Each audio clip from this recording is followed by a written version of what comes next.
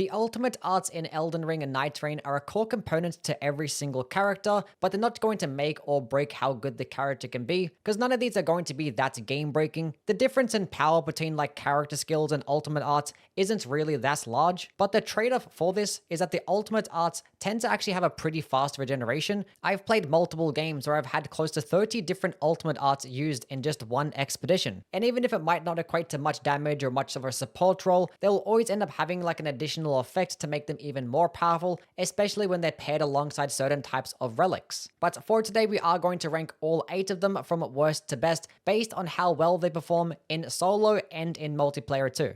Starting off at the bottom, we have the Duchess Ultimate Art Finale. This is the worst ultimate art in the entire game in my opinion, and it's purely because that doesn't really do much other than make you and your nearby allies invisible for about 12 seconds. It doesn't do any damage, it just makes you and your allies invisible, and the invisibility effect isn't really that powerful because even though you actually can do more damage against enemies that are unaware, as soon as you hit the enemy one time, they're going to be made aware of you even if you are invisible. Like this ult desperately needed one other perk alongside with it, because compared to other types of ultimates that actually offer support, this one just gets completely outclassed. Like there are other ultimates that can revive allies, heal them, damage boost them, while actually doing damage in return as well. Now there is a character relic she has that gives her more damage when she kills enemies in the ultimate, but it's only a 15% damage boost for 30 seconds and you have to kill something, so when you're in the middle of a boss fight, it's pretty much useless. Like the only purpose this ultimate does serve is to just turn invisible to like revive your allies, but the thing is there are relics in the game that can actually help you turn invisible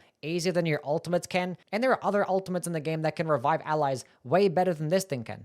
At 7, we have the Recluse's SOULBLOOD song. Now, I do not think there is a single ultimate art in the game that is as reliant for multiplayer to actually make it really good as this ultimate is. So if you're just going to look at this from a multiplayer perspective, I actually would put this one a bit higher on the list. But taking into account solo play, it unfortunately has to get at number 7 because it just doesn't do enough to really make it that useful. But what it actually does do is serve as this massive AoE attack. Now the damage is not good by any means. It does like less damage than a Glintstone Pebble, but it does do enough damage to actually heal and revive your allies if they do have 1 bar. If they have any more than 1 bar, then it's not going to revive them. But the main purpose of this ultimate is that it does mark these enemies and apply a debuff. And this debuff does make them take 15% more damage, and it gives you healing and FP back when you do land attacks on them. Now the major downside and the major drawback is that it only lasts about 12 seconds, which is just not good at all. Like this thing needs to last about 30 seconds for it to make it worthwhile,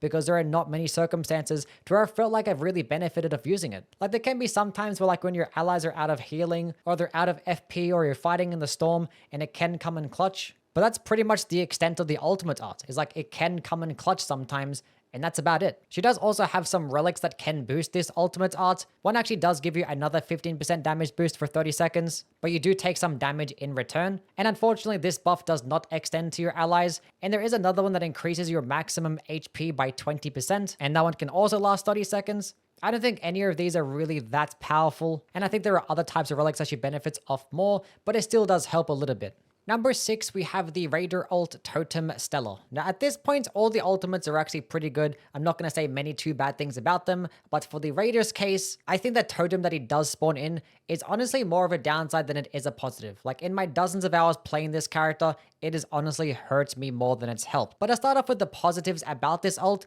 it is a damaging based ult, and it does do it in an AoE. It is going to stagger those larger bosses and those Night Lord bosses just as well as most other ultimates do. And it does have an extremely powerful secondary perk that boosts the damage of you and your allies by 15%, and it lasts 30 seconds. But yeah, the totem that it spawns in is just way too inconsistent. Like in most cases, you don't even end up spawning on top of the actual totem, and it like teleports you back down below, and this definitely hurts when you're trying to revive your allies too. And the amount of times that your allies or enemies or bosses get trapped inside of the totem, and it makes these enemies be completely unpredictable and not even block the attacks. And it also does block your own attacks too, so if you are a projectile user, it can honestly just get in the way. So that has made it be a bit more consistent in that regard, and potentially make the actual totem be more translucent so you can see through it, and potentially even lock on behind it and shoot through it as well if you have like your own mages or your Iron Eyes on your team. I definitely would put it a lot higher on the list. There are some character specific relics that he does have that helps boost the ultimate,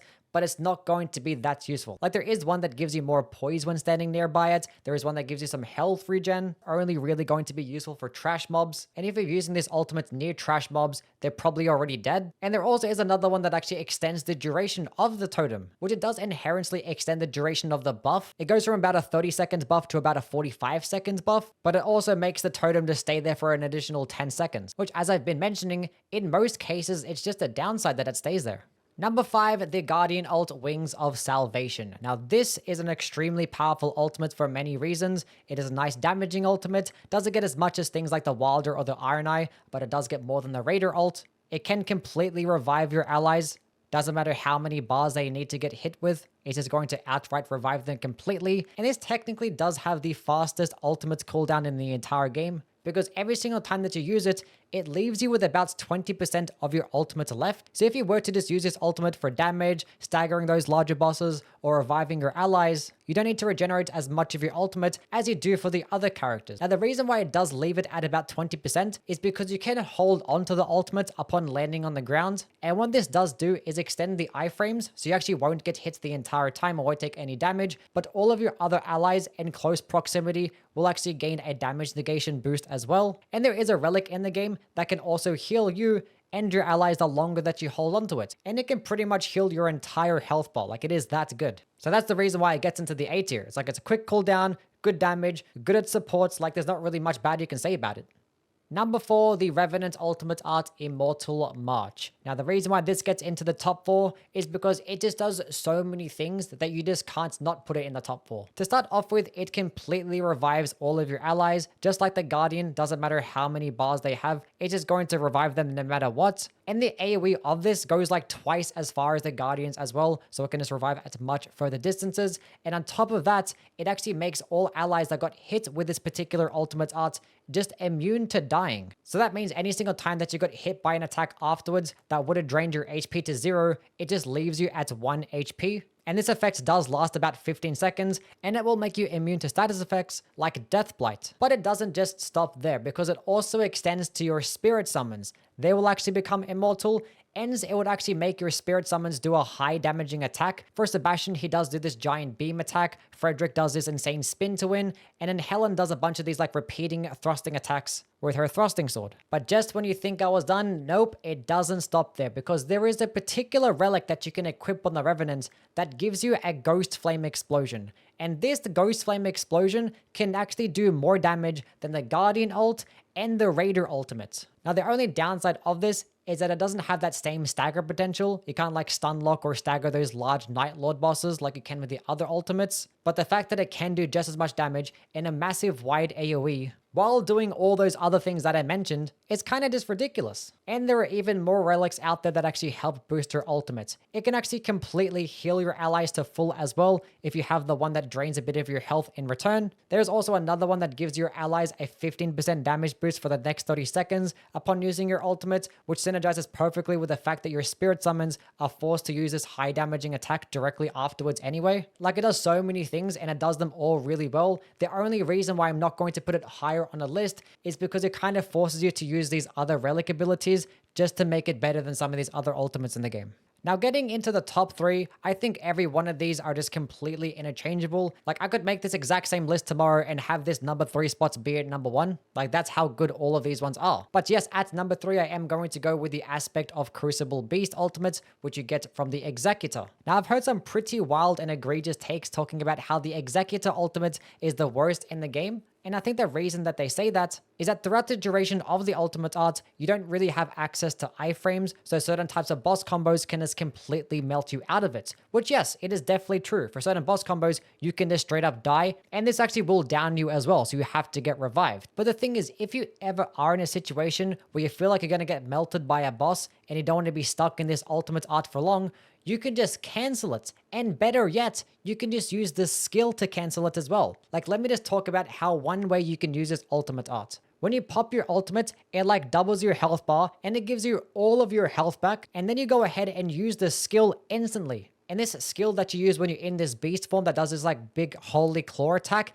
it does more damage than Guardian's ult, it does more damage than Raider's ult, and it does more damage than the Iron Eye ultimate. And as soon as you use the skill, it immediately ends the beast form. And when you end the beast form early, it actually leaves you with some ultimate charge left. So if you just thoroughly despise the roaming ultimates because you don't like it for whatever reason, you can just pop it to get your health back, use the ult, and actually have some ultimate charge left. And also getting that same stagger potential too, because yeah, this attack does stagger those larger bosses. And if it just worked like this, I probably wouldn't put it this high on the list, but the reason why I'm going to put it into the S tier is because you have a roaming ultimate. You get a mix up of like AoE attacks, wide swiping attacks, and all of these can hit multiple enemies. They can stun lock, they could do high stance damage, and best of all yet, you have a roaring projectile attack. You can set it a further distance and then spam the projectile attack, and it bypasses enemies, it goes through them, it goes insanely far, and there is a relic that can actually heal you and your allies when you hit enemies with the roar. Like, you can just go into the ultimate, spam the roar the entire time, heal your allies, stay at full health, and when the ultimate's about to end, just use the skill, and you've done so much more damage than any ultimate art in the game, it's not even close. Number 2, we have the Wilder ult Onslaught Strike. This thing is just a hard-hitting machine. Out of all the single-hit ultimate arts in the game, this one gets the most damage. Now, the trade-off is that it does have pretty poor range, but being that your character gets iframes when using an ultimate art anyway, this is not going to be that big of a downside. And using this thing when fully charged makes the AoE even larger, makes it do ridiculous amounts of stance damage to the point where it pretty much stance breaks every single boss in just one hit, specifically if you are playing in solo. But what really solidifies this ultimate art for me is its relic ability that adds some fire AoE after using the ult. This fire AoE can make this thing do almost twice as much more damage. Now, yes, it does involve enemies having to stay inside of this AoE the entire time, but as I've mentioned, almost every single time that you use the ultimate, it's gonna result in a stance break and a critical attack follow-up, so they're just going to be taking that passive damage in the meantime. Like, the only reason why I'm not going to put this at number 1 is because it is pretty short range. Like, there have been some times where I've like completely whiffed with this particular ultimate, and at that point it feels like shit, but if you know how to use it, this thing can easily be the most powerful ult in the game.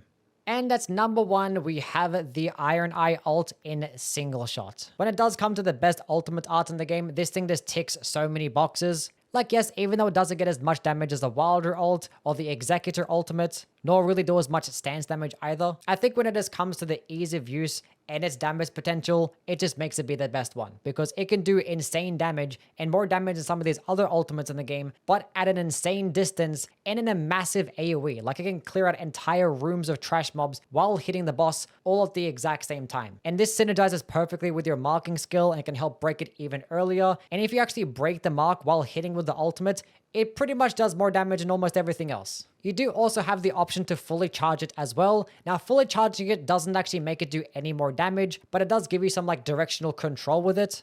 And there also is a relic ability as well that does add some poison effect to the bow when you do have it fully charged. Now, I don't particularly like this relic that much, because you have to hit with the arrow directly to actually proc the poison. If you hit with the aftershock wave effect or like the outside of the AoE, it doesn't actually proc poison with that part, but it still is pretty much just extra free damage, and it almost procs it every single time that you use it as well. So if you don't have any really good relics when it does come to the Iron Eye, then maybe I would use this one. But it doesn't change the fact that this thing is pretty much good at doing everything. It's good at reviving, it's good at damage, it's good at crowd control, it just has it all. Anyway, that is pretty much us now done. As always, let me know what your thoughts are down in the comments below. As for the next video, I'm going to talk about the character skills, and then afterwards I'll touch on the passive effects and rank all of those. So if that does interest you, definitely do like this video and subscribe for that one. And I'll catch you guys around. See yous.